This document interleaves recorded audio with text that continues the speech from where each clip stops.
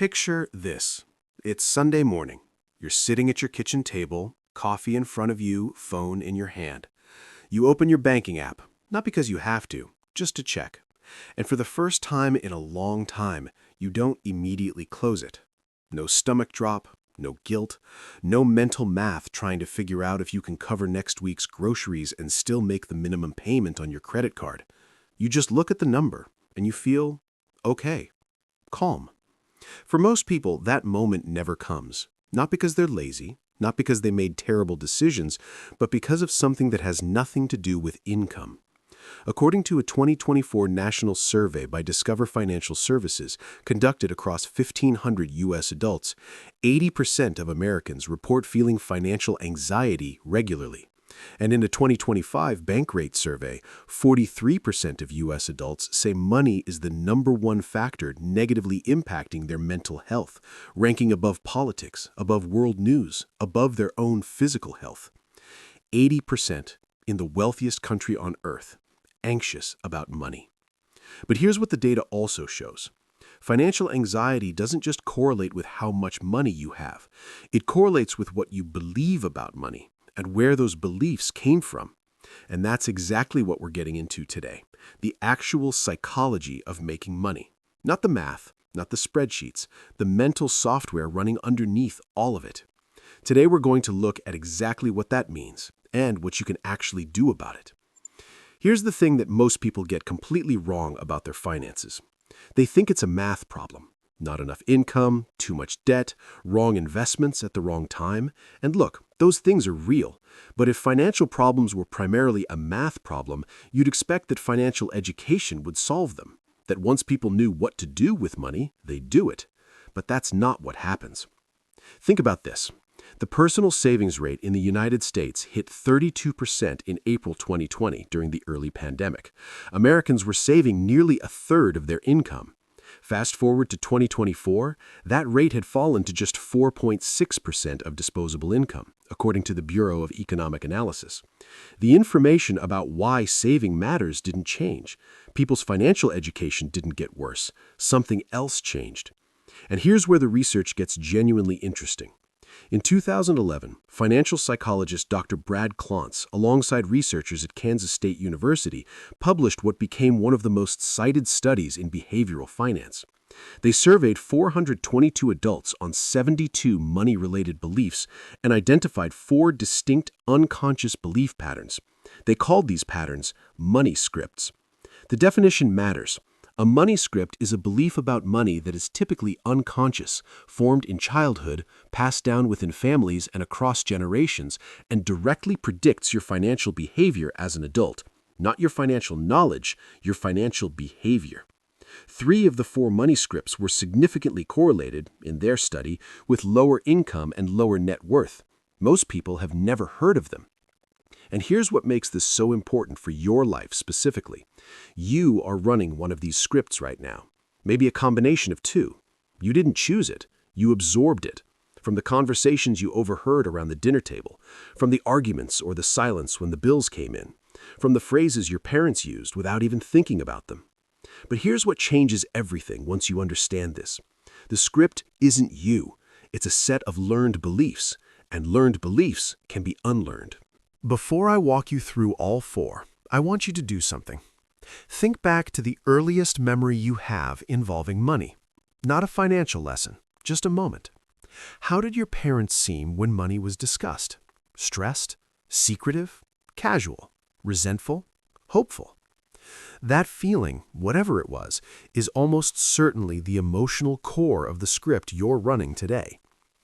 Let's break down each one.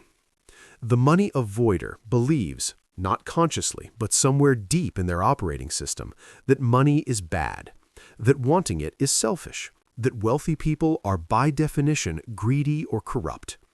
If you grew up hearing any of these phrases, you may recognize this script. Rich people are greedy. Money is the root of all evil. We may not have much, but at least we have each other. People who care about money have their priorities wrong. Now, none of these phrases were said to hurt you. Most of the time, they were said by people who were themselves struggling, doing their best to make meaning out of a difficult situation. But according to Klontz's research, children absorb these kinds of statements as literal facts before they have the cognitive development to evaluate them critically. They become part of how you understand the world. So what does a money avoider look like as a working adult in 2024? They consistently undercharge for their services, sometimes by a dramatic margin. They feel genuine guilt when they receive a raise.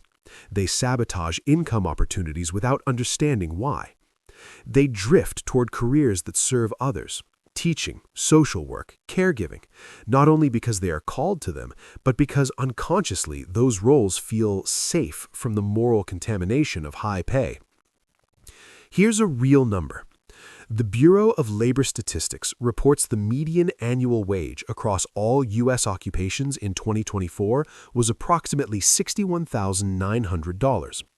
But research shows that people with strong money avoidance scripts consistently earn below what their education level and skill set would otherwise predict.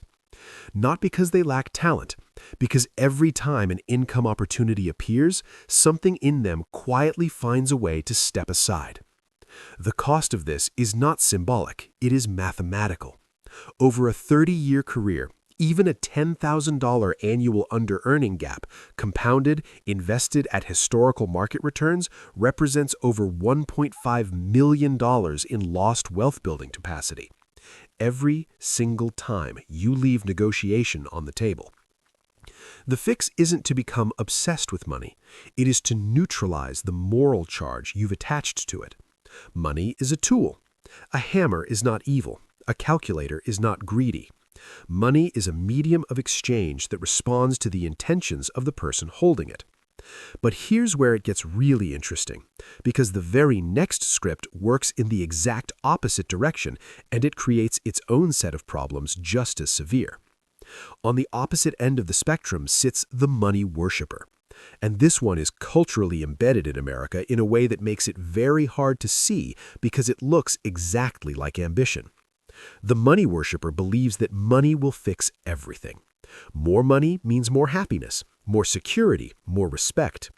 The number in the bank account is never quite enough. There's always a higher number that will finally make things okay.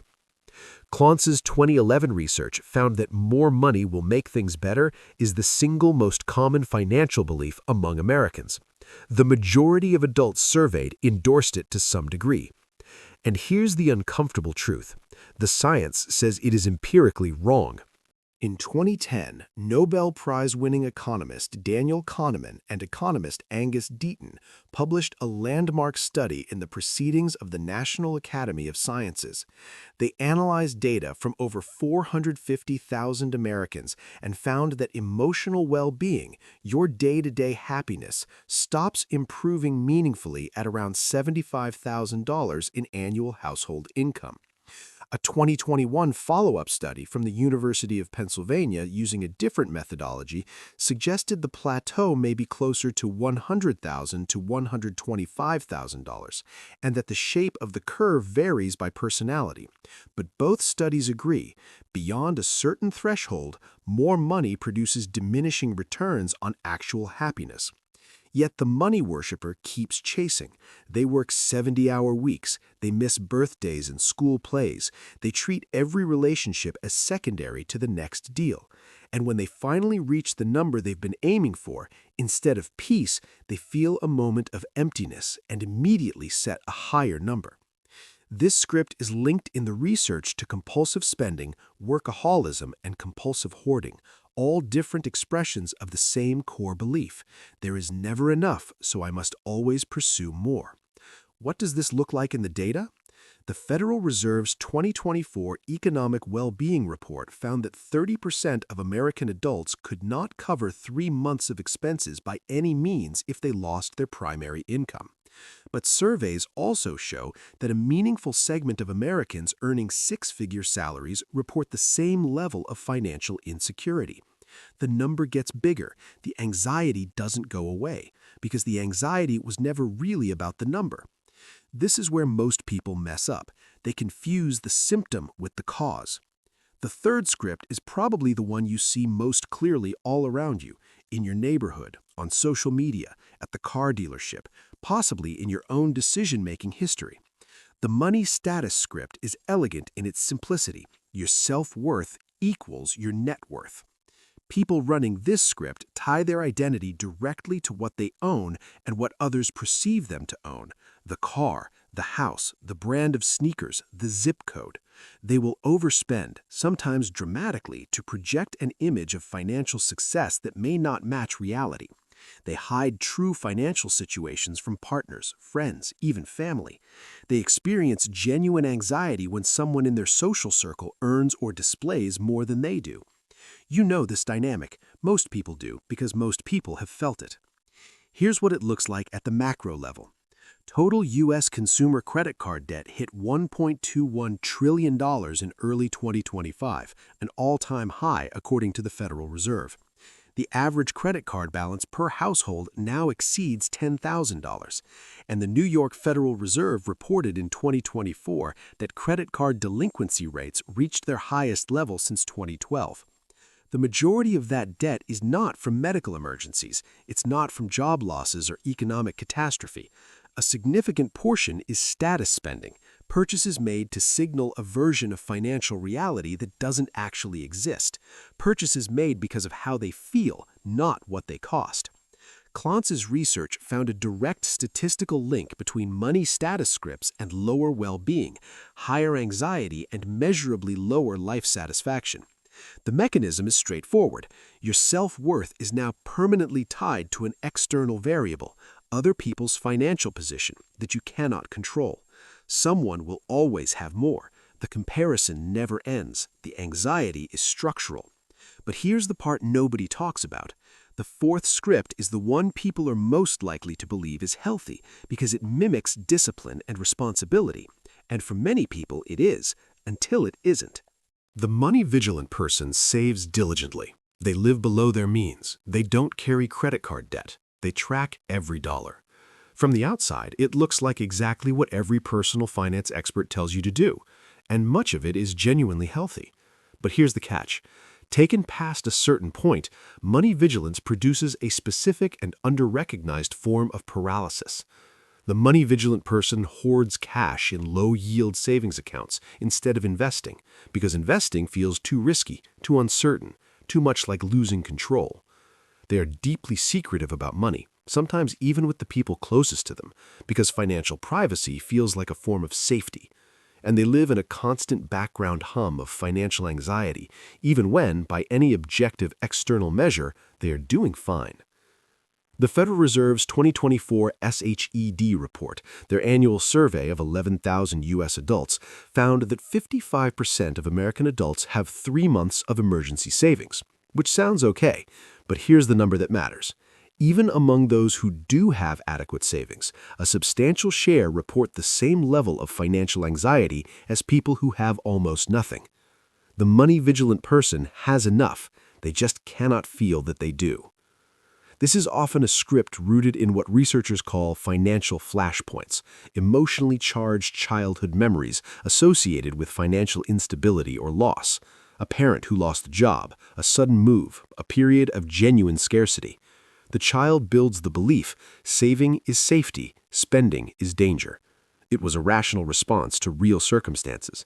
As an adult, it persists long after the circumstances have changed. And here's what changes everything about recognizing your script. It's not just self-knowledge. There are practical, evidence-backed steps to shift it. Now that you understand all 4 scripts, I want to give you something concrete you can use this week. Most people, and this is important, carry a blend of more than one script.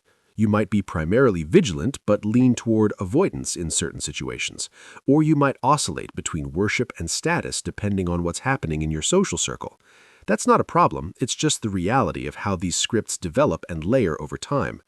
But the key insight from the research is this: information alone does not change behavior. Knowing your script isn't enough. You have to actively work with it. Here's a 3-step framework drawn from financial therapy research published in the Journal of Financial Therapy. Step 1. Identify your source phrases.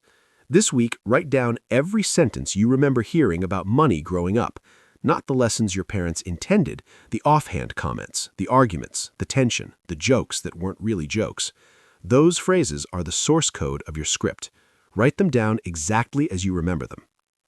Step 2. Test each phrase for accuracy. Take one phrase, any one, and examine it like a scientist. Rich people are greedy. Is that true? Do you know wealthy people who are generous? Then the statement is false. More money will make me happy. Is that true for you, based on your actual experience? When you got the raise, did the anxiety stop? Probably not. Challenge each belief with evidence, not counter-affirmations. Counter-affirmations don't work. Counter-evidence does. Step 3.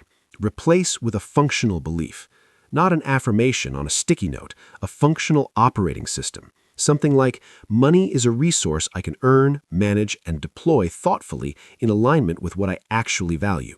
That's not a motivational poster. That's a usable belief. One that doesn't assign money a moral charge, doesn't attach your identity to a number, and doesn't require constant comparison to others to maintain.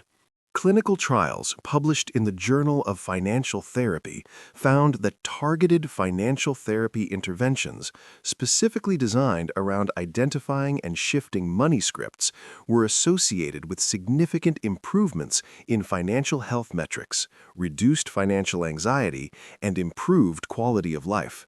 These interventions work, but you have to start with knowing what script you're running. Here's what happens to most people who never examine this. In 5 years, they're earning roughly what they earn today. Not because the economy didn't offer opportunities, not because they weren't smart enough or hardworking enough, but because their financial thermostat, the internal set point defined by their money script, kept resetting them back to the comfort level they defined as normal. Whether that meant sabotaging a raise, avoiding a negotiation, spending down a bonus before it could compound, or staying in a job well below their earning potential. In 10 years, the gap between people who understood this and people who didn't begins to look like something else entirely. It starts to look like luck. It starts to look like privilege. It starts to look like circumstances you were born into. But the Federal Reserve's Survey of Consumer Finances tells a different story. The median net worth of American families in the top income quartile is over $800,000. The median net worth of families in the bottom income quartile is approximately $13,000. That's a 62-to-1 ratio. And while income and inherited advantage are absolutely real factors, behavioral researchers consistently find that the gap in financial outcomes across similar income levels is explained by behaviors, not by luck, by the way people respond to financial decisions under pressure and why. Most people will watch this video and nod. They'll think, that's really interesting. They'll forward it to someone else who needs to hear it, and then they'll go back to operating from their default script, the one they've been running their entire adult life, without changing a single thing. That's not a criticism. That's just what most people do with new information, including financial information. The behavioral economics research on this is consistent. Knowing what to do doesn't automatically change what you do, especially when the behavior is rooted in an unconscious belief formed in childhood that has been reinforced thousands of times over decades. But some people watching right now are going to recognize something specific, a phrase, a pattern, a behavior that when you actually look at it makes no rational sense in your current life, except that it made perfect sense to the child who first formed it to survive or make meaning in their family. Those are the people who are about to change something. And changing something this week, just one belief, just one behavior, compounds exactly the way interest compounds. Slowly at first, then impossibly fast. Then in ways that make you wonder why you didn't start sooner. And that's the thing the spreadsheets and budgeting apps will never tell you.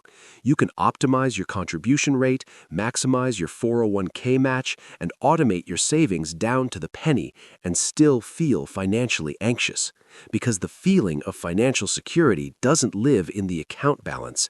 It lives in the belief system underneath the account balance. That's what the research shows, and that's what most financial content never actually addresses. The people you admire financially, most of them aren't smarter than you. They just interrupted the automatic pattern at some point on some day and made a different choice. That's it. That's the whole difference. You don't need to have all of this figured out today. I want to say that clearly, because one of the most common responses to this kind of information is overwhelm. You hear about 4 scripts, a 3-step framework, behavioral economics research, and suddenly you feel like you're behind, like there's a whole psychology of yourself you haven't studied yet. You're not behind.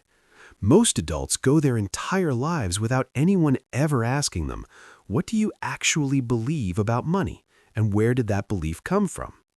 The fact that you know the question now puts you ahead of where most people will ever get. Here's the only thing I want you to take away from this video. Your financial future is not primarily determined by the economy. It's not determined by interest rate decisions at the Federal Reserve. It's not determined by your employer, your degree, your parents' income, or whether you were born in the right zip code, although all of those things are real. Your financial future is disproportionately shaped by the belief system you are running, and whether that belief system was built to serve the life you actually want to live, or the life that someone else, in a different circumstance, in a different decade, was trying to survive. You get to decide if you keep the script you inherited, or write a new one. If this video helped you see your own relationship with money more clearly, share it with someone you care about. And if you want to go deeper into the specific behaviors and decisions that actually build wealth over time, not just the mindset behind them, hit subscribe. That's exactly what we do here. See red, make green.